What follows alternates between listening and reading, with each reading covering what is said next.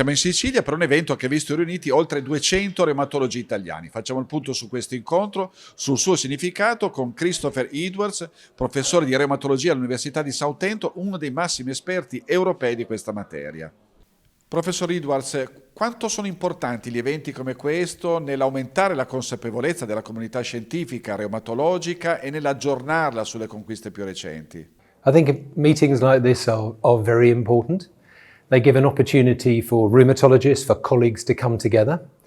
And I think they get lots of different things out of the meetings. They can take the opportunity to see the latest information, the latest data from studies, randomized control trials, but also real world evidence.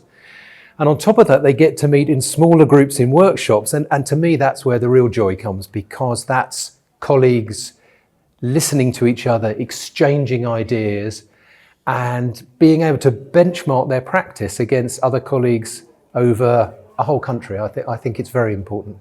Professore, che valutazione dà dell'impegno della comunità scientifica italiana in ambito reumatologico? The Italian rheumatology community is well known internationally. And there are specific examples you can give. In this meeting, we've seen the examples of real world evidence collected by colleagues in Italy in lots of different centres, and whether that's disease activity measurement, whether that's ultrasound scan scoring systems, whether it's studies of upadacitinib, Italian rheumatologists are really involved with that.